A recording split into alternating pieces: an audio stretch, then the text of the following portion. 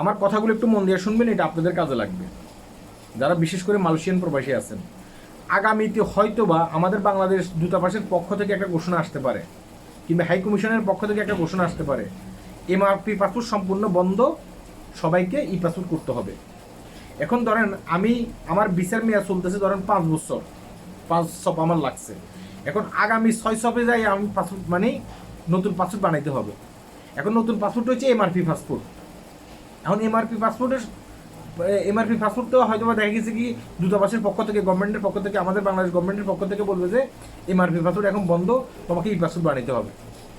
এখন আমি যদি ই পাসপোর্ট বানাইতে যাই এমআরপি পাসপোর্ট দিয়া, আমার ই পাসপোর্ট হবে না। কেন হবে না? কারণ আমার যে এমআরপি পাসপোর্ট আমার কাছে আছে, সেই এমআরপি পাসপোর্টের সাথে আমার বাংলাদেশে থাকা যেই আপনার জন্ম নিবন্ধনটা আছে, সেই জন্ম নিবন্ধনের সাথে কোনো মিল নেই। যাদের জন্ম নিবন্ধনের সাথে এমআরপি পাসপোর্টের সাথে মিল আছে, তারা এবার ই পাসপোর্ট বানাইতে পারবে।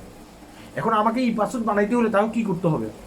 আমাকে ই পাসপোর্ট বানাইতে হলে আমার কাছে যে এমআরপি পাসপোর্টটা আছে, সেই এমআরপি পাসপোর্টের ফটোকপি আমাকে বাংলাদেশে পাঠাইতে হবে। কথাগুলো মন দিয়ে শোনেন। এমআরপি পাসপোর্টের যে ফটোকপি আছে সেটা আমাকে বাংলাদেশে পাঠাইতে হবে।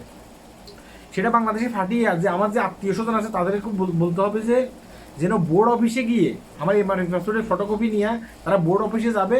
বোর্ড অফিসে গিয়া আমার এমআরপি পাসপোর্টের সাথে মিল রেখে আমার জন্ম নিবন্ধন যেটা আছে সেটা আমাকে শেষ করতে হবে, আমার নামগুলো শেষ করতে হবে, আমার থানা যদি কোনো সমস্যা থাকে, কোনো একটা অক্ষরের সমস্যা থাকে, সেটা শেষ করতে হবে।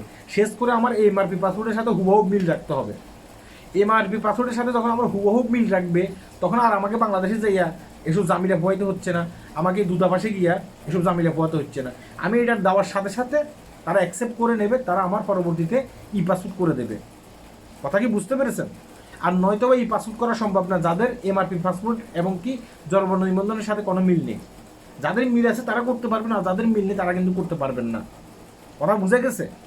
যদি গভর্নমেন্ট, আমাদের বাংলাদেশ গভর্নমেন্ট, বাংলাদেশ দূতাবাস, হাই কমিশন যদি বলে যে এমআরপি পাসপোর্ট সামনে থেকে সম্ভব না, তোমরা সবাই ই পাসপোর্ট করো, তখন দেখা গেছে যে মালয়েশিয়ান গভর্নমেন্ট একটা সুযোগও দিতে পারে, এখন তোমাদের অবৈধ লোককে আমরা বৈধ করব। আপনি যদি এখন থেকে এই ব্যবস্থা না নেন, তখন কিন্তু আপনার পাসপোর্ট বানিয়ে আনতে আনতে দেখা গেছে কি বৈধতার টাইম শেষ হয়ে যেতে পারে, তাহলে আপনি কিন্তু বিপদে পড়তে পারেন।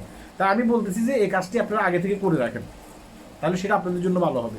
সবাই ভালো থাকবেন, ভিডিওটি সুস্থ শেয়ার করবেন। আল্লাহ হাফেজ।